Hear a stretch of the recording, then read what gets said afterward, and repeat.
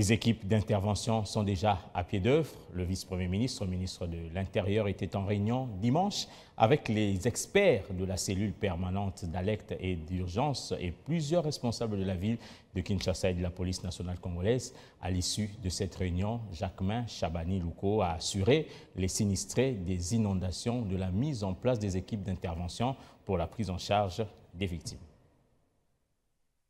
La réunion en valait bien la peine après les dégâts enregistrés des suites de la pluie diluvienne abattue sur Kinshasa le 4 et le 5 avril. Le vice-premier ministre, ministre de l'Intérieur, a réuni autour de lui les experts de la cellule permanente d'alerte et d'urgence et plusieurs responsables de la ville de Kinshasa. Une façon pour Jacquemain Chabani de prendre les rênes des opérations de gestion des crises. Le patron de l'Intérieur a noté à travers cette réunion, la mise en place d'un plan d'évacuation et de mobilisation d'équipes d'intervention pour fournir une assistance préliminaire, notamment la mise en place des logements d'urgence.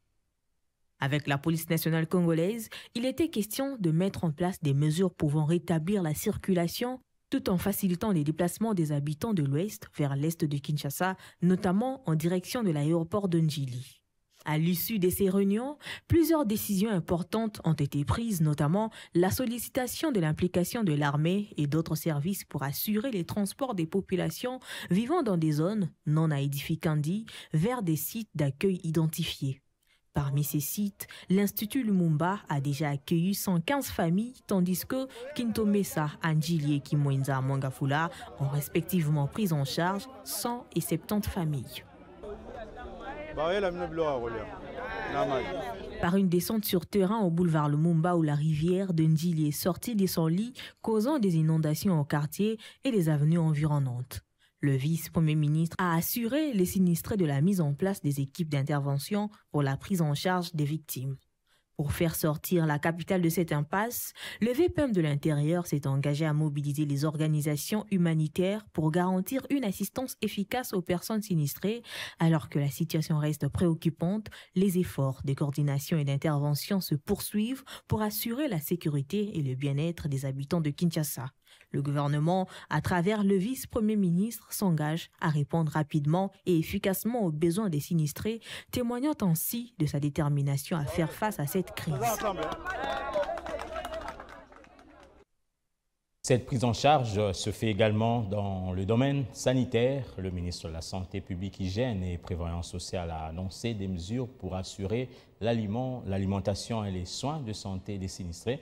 Roger Kamba a annoncé la prise en charge médicale gratuite qui est prévue pour 10 000 personnes. Il a également promis un déploiement rapide des secours en faveur des femmes et enfants encore coincés dans les maisons. C'était au cours d'un point de presse en marge de la célébration de la Journée mondiale de la santé. Il y a eu beaucoup de dégâts.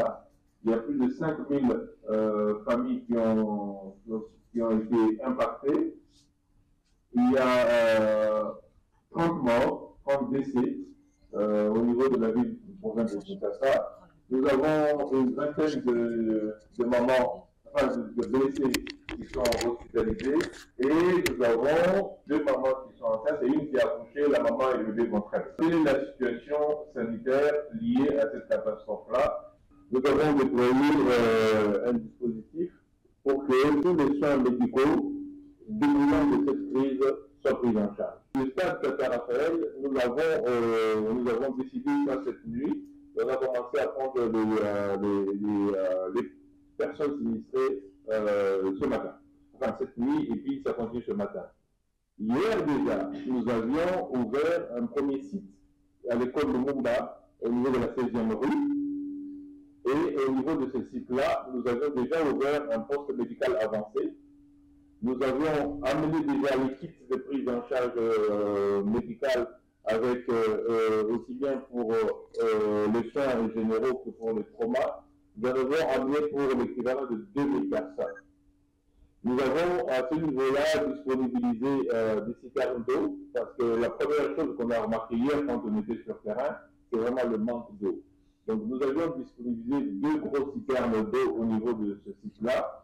Et nous avons amené de quoi nourrir des personnes qui sont prises en charge. Je me suis dit 2000 pour le kit médical, donc c'est pour 10 10 000 personnes.